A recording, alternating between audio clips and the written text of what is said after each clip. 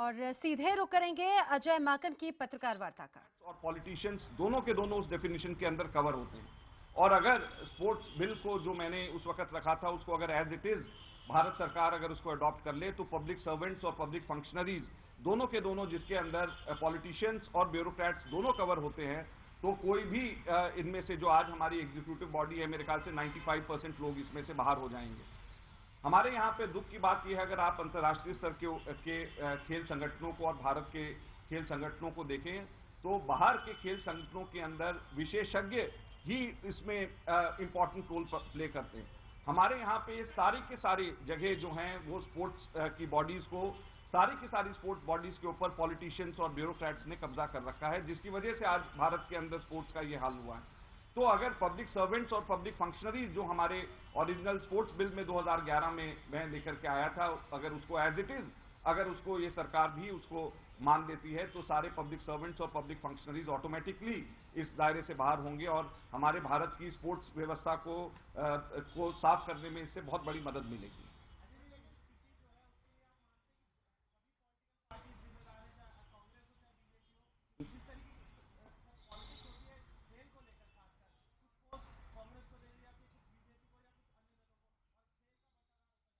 बिल्कुल, इसमें सभी की सभी राजनीतिक पार्टियां बराबर की जिम्मेवार हैं। आज मैं यहां पर प्रेस क्लब के अंदर प्रेस कॉन्फ्रेंस में कर रहा हूं एज फॉर्मर स्पोर्ट्स मिनिस्टर, ना कि एज कांग्रेस के दिल्ली प्रेसिडेंट के नाते। और मेरा ये मानना है कि इसके अंदर सब पॉलिटिकल पार्टीज इसके अंदर बराबर की जिम्मेवार हैं और ये निर्णय भी और ये डिसीजंस भी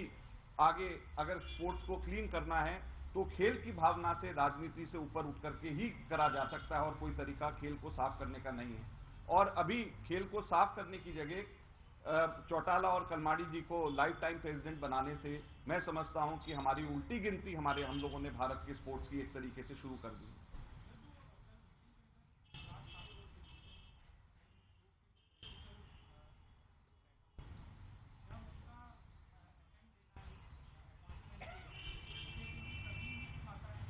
देखिए, बिल्कुल मैं इसमें क्योंकि मैं खुद पॉलिटिकल लाइन से ऊपर उठ करके मैं बात कर रहा हूं, तो इसके अंदर मैं समझता हूं कि जो रूलिंग पार्टी है उसका और भी ज्यादा उसकी भी जिम्मेवारी हो जाती है और उनके अपने पार्टी के जो एमपीज वहां पर और एक्स एमपीज वहां पर मौजूद हैं उनको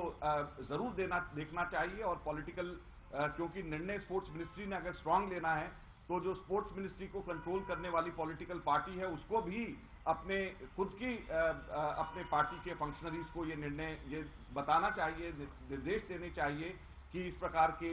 उसको सपोर्ट ना किया जाए। और मैं समझता हूं कि अनुराग ठाकुर को और त्रिलोचन सिंह और ढिंडसा को, इन लोगों को और दूसरे भी जो लोग इनकी पार्टी से और दूसरी पार्टी से संबंधित हैं, उनको पॉलिटिकल डायरेक्शंस भी दिए जाने चाहिए।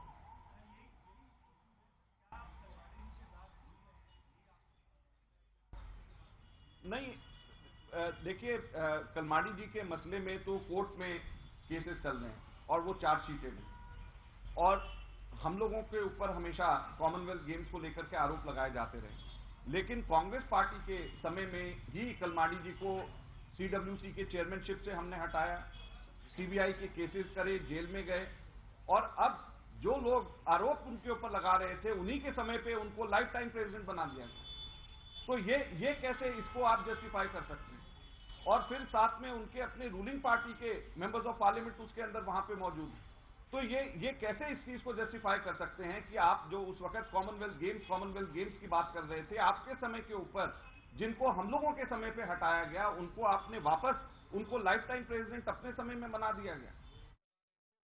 पूर्व खेल मंत्री अजय माकन को आप सुन रहे थे। कथनी करनी में अंतर बीजेपी को लेकर उन्होंने कहा कि जिस तरह से पहले वो सवाल खड़े कर रहे थे कलमाड़ी की भूमिका को लेकर और अब उन्हीं को आजीवन अध्यक्ष चुना गया है। सवाल खड़े करते हुए फिलहाल यहाँ पर रुकना एक छोटे से ब्रेक के लिए जल्द हाजिर।